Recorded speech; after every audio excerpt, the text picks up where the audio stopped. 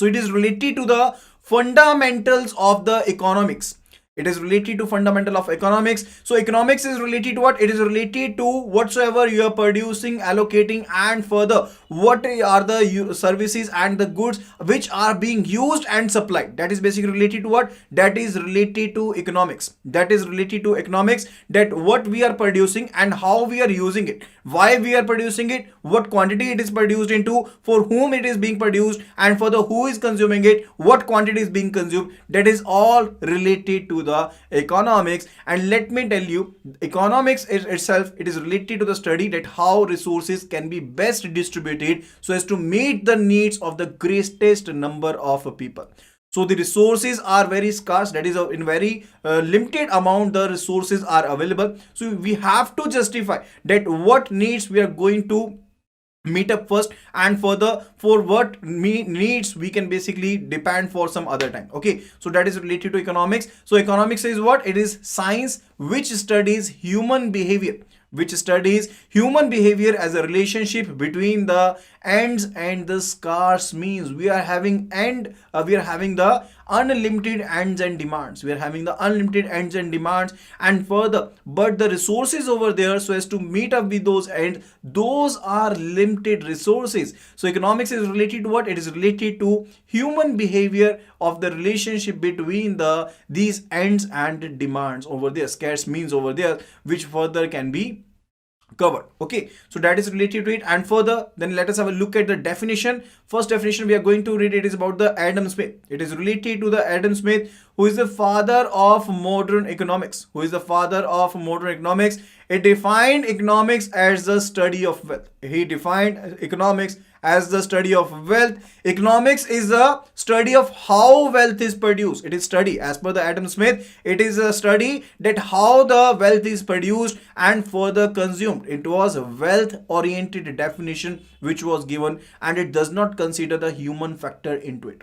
So Adam Smith was concerned only and about only about the only about the wealth, that how the wealth is produced and how it is going to be consumed. Is that clear? Second definition, it is given by the Alfred Marshall. It is given by the Alfred Marshall, that is a study of mankind. Okay, so economics is a study of mankind in the ordinary business of life. For wealth means over here means any commodity. So for under the definition given by the Alfred Marshall, wealth here means what? It means any commodity which gives men satisfaction, which gives men satisfaction. It can be any commodity, or it can be a utility, or it can be welfare. Okay, so he viewed the economics as a science of the human welfare. So the Alfred Marshall definition is basically study of human welfare. It is study of human welfare. And further, Lionel Robbins, he defined economics is the science which studies human behavior as a relationship. That the very first definition that we covered in the beginning of the unit itself, that is a definition which is given by the Lionel Robbins, that says economics is a science which studies human behavior as a relationship between the ends and the scarce means. So we are having very limited amount of the resources which is available, but those limited amount of the resources are having the alternate uses. No, there is a relationship between that how the human behavior is adjusting their needs so as to meet up the needs as per priority, and that relationship is being defined as the economics. So that science is defined as the economics over here. Is that clear? So the definition presents economics as a study of means and ends. It defines it as a economics as a study of means and ends. The means or resources are less in relation to their demand. Okay, so we are basically resources are very limited, whereas demand is unlimited. We have unlimited wants and unlimited ends, but some of the ends or wants can be satisfied, some cannot be, because the amount of the resources available is very limited. Is that clear? So the definition of Lionel Robbins, it can basically be analyzed as follow, that man has what? Man has unlimited wants. Man has unlimited wants, the means to satisfy the human wants are very much limited. Resources are not only limited but also have the alternate uses. These are not only limited but also are having the alternate uses. So man has to make a choice. So the consumer has to make a choice related to what of my needs or my wants are to be completed and what they can basically let go. Okay, then it is related to microeconomics and macroeconomics. So when we basically look at the factor that how the households are consuming and further how the firms are basically consuming related to the decisions which are basically being made by the households and firms, that is related to what, that is related to the microeconomics. And further, when we look at the economics on a larger factor, on a larger dimension, it is related to the macroeconomics. Okay, so micro basically it means where on very ground level reality. So microeconomics is a branch of economics that studies how household and firms make decision to allocate the limited resources. So what decision they are making, what decisions they are taking so as to allocate the limited resources, so let us take the case that you are having a handful salary of for 20,000 or 30,000. In that particular case you need to look at the factor that what needs, what wants are more important, which are to be fulfilled, and what demands or what needs you can basically let it go. Okay, so you'll be fixing your decisions would be there that what are the necessary expenses, what are the necessary you can say what are the necessary expenditure over there, and as per that you'll be making a budget related to it. So that is related to what, that is related to the microeconomics. Okay, so it typically the decision taken by these households and further the firms, it basically generates what, it basically generates demands, and demands is basically a function related to the supply itself. Okay, so it analyzes the market behavior of the individual customers and firms, that how they are going to allocate their resources and how their decisions, the decision they will be taking now, there will be different decisions that they will be taking, that what resources are to be allocated so as to meet up the what expenses. So how their decisions and behavior affect the demand and supply, that particularly determines the prices itself. Because you know, if the demand is greater than supply, if the demand is greater than supply, definitely the prices will shoot up.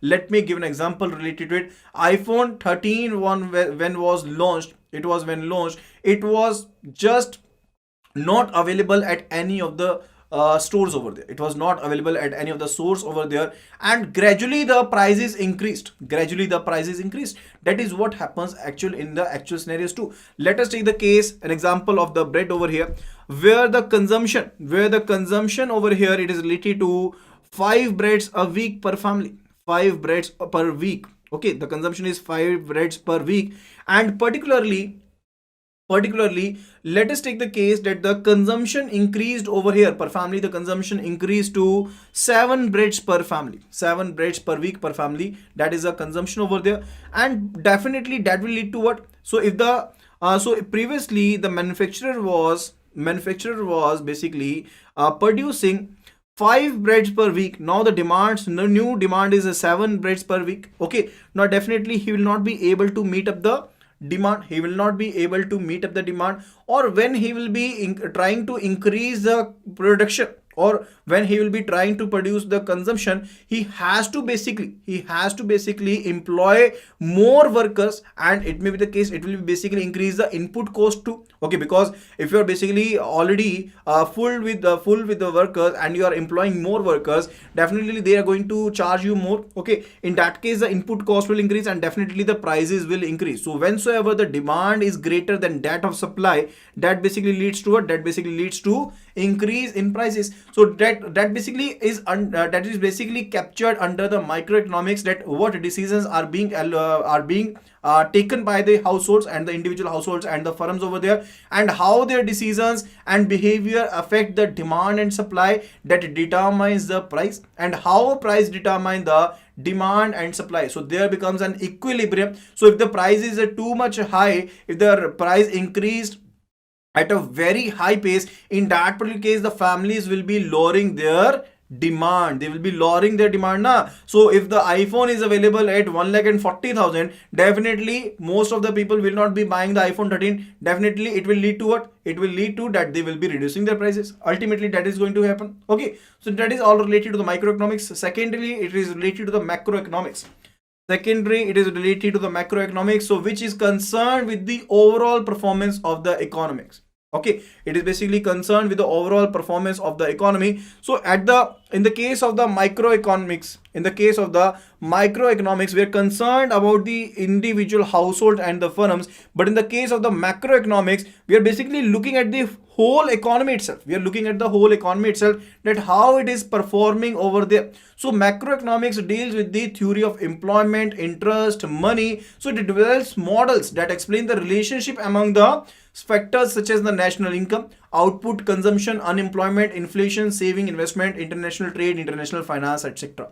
So that is all related to macroeconomics. So you simply need to understand, when we look at the individual, family and firm, that is related to micro, and when we look at the whole economy itself, that is related to macroeconomics. Is that clear?